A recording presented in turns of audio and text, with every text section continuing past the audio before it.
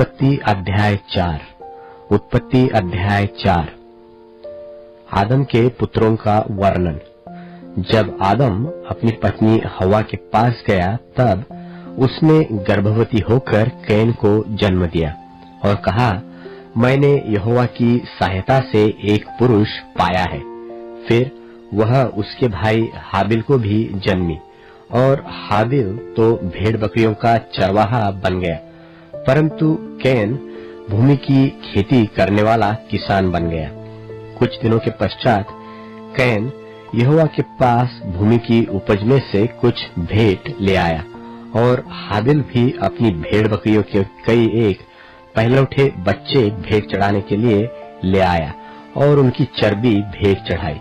तब यहोवा ने हाबिल और उसकी भेंट को तो ग्रहण किया, परंतु कैन और उसकी भेंट को उसने ग्रहण न किया। तब कैन अति क्रोधित हुआ और उसके मुंह पर उदासी छा गई। तब यहोवा ने कैन से कहा, तू क्यों क्रोधित हुआ और तेरे मुंह पर उदासी क्यों छा गई है?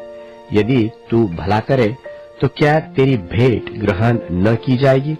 और यदि तू भला न करे तो पाप द्वारा पर छिपा रहता है और उसकी लालसा तेरी ओर होगी और तू उस पर प्रभुता करेगा।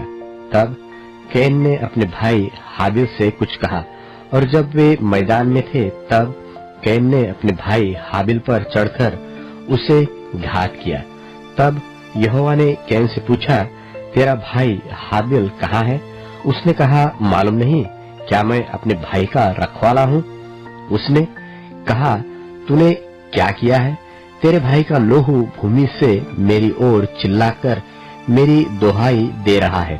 इसलिए अब भूमि जिसने तेरे भाई का लोहू तेरे हाथ से पीने के लिए अपना मुंह खोला है, उसकी ओर से तू शापित है।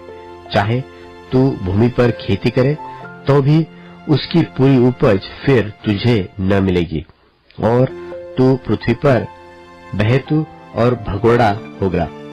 तब कैन ने यहोवा से कहा, मेरा दंड सहने से बाहर है। देख, तूने आज के दिन मुझे भूमि पर से निकाला है और मैं तेरी दृष्टि की आड़ में रहूंगा और पृथ्वी पर बहेतु और भगोड़ा रहूंगा और जो कोई मुझे पाएगा मुझे घात करेगा। इस कारण यहोवा ने उससे कहा, जो कोई कैन को घात करेगा उससे 7 गुना पलटा लिया जाएगा। और यहोवा ने कैन के लिए एक चिन्ह ठहराया, ऐसा न हो कि कोई उसे पाकर मार डाले। तब कैन यहोवा के सन्मुख से निकल गया और नोद नाम देश में जो अदन के पूर्व की ओर है रहने लगा। जब कैन अपनी पत्नी के पास गया तब वह गर्भवती हुई और हनोक को जन्मी। फिर कैन ने एक नगर बसाया और उस नगर का नाम अपने पुत्र के नाम पर हनोक रखा गया। और आदम अपनी पत्नी के पास फिर गया और उसने एक पुत्र को जन्म दिया और उसका नाम यह कह के शेत रखा कि परमेश्वर ने मेरे लिए हाबिल की संति जिसको कैन ने घात किया एक और वंश ठहरा दिया है। और शेत के भी एक पुत्र उत्पन्न हुआ और उसने उसका नाम एनोश रखा। उसी समय से लोग यहोवा से प्रार्थना करने लगे।